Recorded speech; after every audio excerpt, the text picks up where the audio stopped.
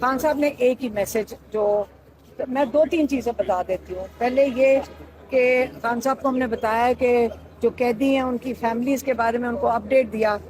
اور ایک چیز تو وہ بہت خوش ہوئے سن کے کہ عید سے پہلے ہم نے کافی قیدی جو ہمارے ہیں بے گناہ قیدی جو جیل میں ہیں، خاص طور پہ سرگودا جیل میں، ان کے لیے جو ان سے ملاقات ہوئی، ان کے ساتھ جو ان کی بچوں کے لیے اور ان کی خاندانوں کے لیے جو عیدی تھی، اس پہ وہ بہت خوش ہوئے سن کر کہ ہم ان تک سب کے ساتھ ملاقات ہوئی. پھر ان کی جو کہانیاں سن کے ان کو تکلیف بھی بڑی ہوئی، بڑا دکھ ہوا انہیں. اور انہوں نے کہا ہم نے ان کو یہ پھر تسلی ہوئی کہ ہم ان کی جو قید سے نکل رہے ہیں ان کی ریبیلیٹیشن کے لیے بھی کام کر رہے ہیں، تاکہ بہت لوگ بے روزگار ہو چکے ہیں، 8 مہینے سے بے روزگار تھے.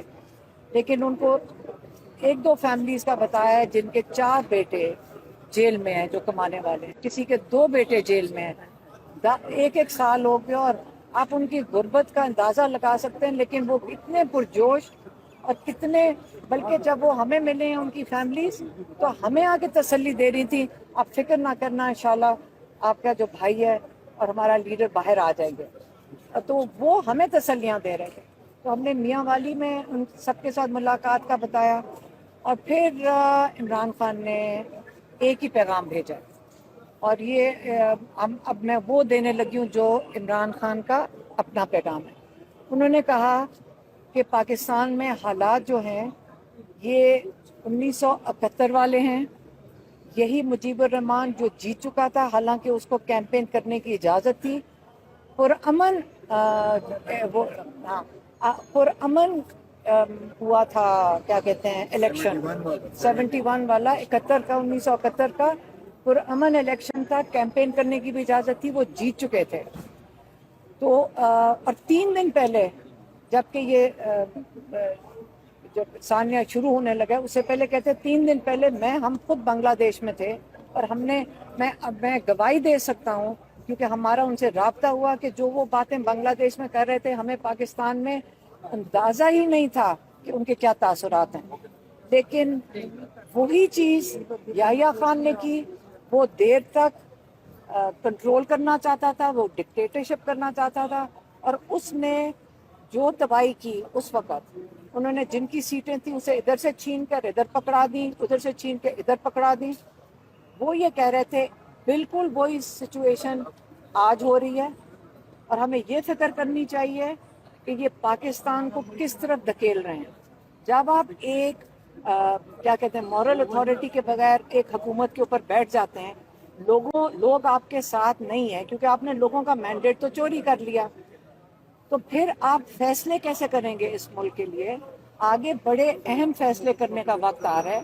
ایک جیو پولیٹیکل سچویشن ہے پاکستان کے گرد، ہمارے بڑی سینسیٹیو سچویشن ہے، ہمارے ہمسائے کے اندر بڑی سینسیٹیو سچویشن ہے. تو وہ جب تک لوگ آپ کے ساتھ نہیں کھڑے، اہم فیصلے کیسے کیے جائیں گے؟ اور وہ اس لیے پاکستان کی ان حالات کے اوپر انہوں نے بڑی تفتیش کا اظہار کیا ہے. اور وہ کہہ رہے ہیں کہ ابھی بھی جو لوگوں کا مینڈیٹ چوری کیا گیا ہے، یہ وہ پی ٹی آئی نہیں کہا، انہوں نے کہا جو لوگوں کا مینڈیٹ چوری کیا گیا ہے، یہ بہتر یہ ہوگا کہ یہ واپس کیا جائے. لوگوں کو یہ تسلی ہوئے کہ ہمارا جہاں ووٹ ڈالا گیا ہے، ہمارے اوپر اعتماد، جن کو ہم نے اعتماد دیا ہے انہی کو اسمبلیوں میں بٹھایا جائے اور پھر پاکستان کے اہم فیصلے کیے جائیں. یہ ان کا پیغام. خان صاحب نے عید کیسے گزاری، کوئی اس پہ بات ہوئی؟ انہوں نے کہا کیونکہ ہائی سیکیورٹی میں ان کو اجازت نہیں تھی سیل سے نکلنے کی، عید کی نماز کی بھی اجازت نہیں تھی، تو اس لیے کیا کہہ رہے ہیں وہ سیکیورٹی میں. لیکن ان کی صحت ٹھیک تھی اور ان سے پوچھا بھی ہے کہ آپ بالکل ٹھیک ہے؟ انہوں نے کہا ہاں. انہوں نے کہا بس اللہ نے مجھے یہ وقت دیا ہے کہ میں خوب نالج گین کروں. میں اتنی کتابیں پڑھ چکا ہوں کہ کئی دفعہ اگر کھانے کا وقت ہو جاتا تو میں کہتا ہوں مجھے کسی نے ڈسٹرب کر دیا ہے کہ میں اتنا مگن ہوں اور اپنے کتابوں کے اندر.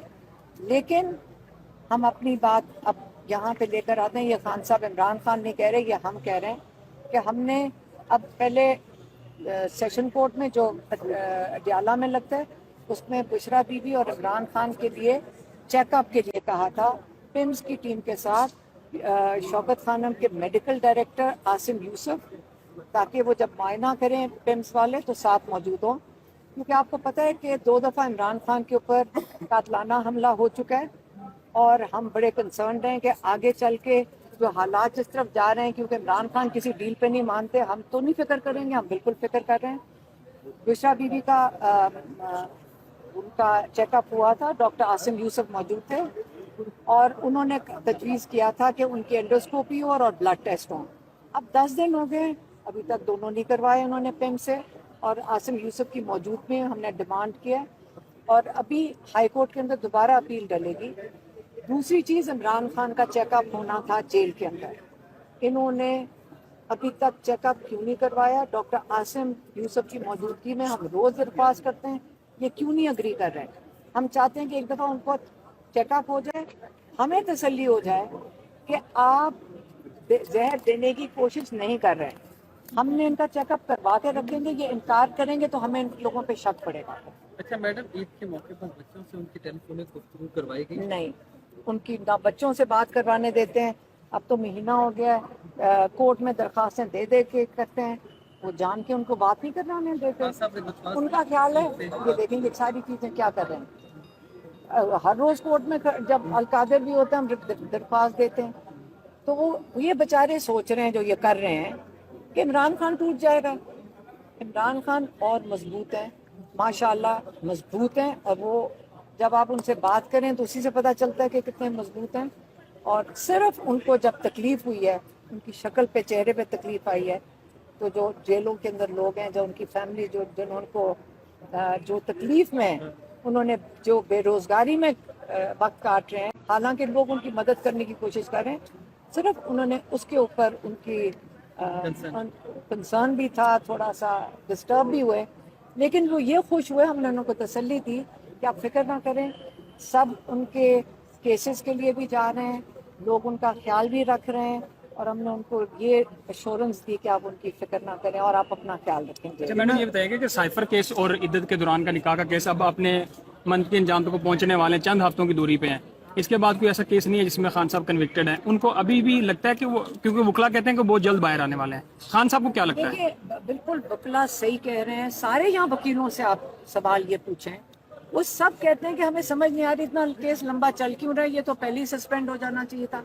ये तो रोज इंतजार करते हैं हमारे वकील कि आज सस्पेंशन हो जानी चाहिए थी।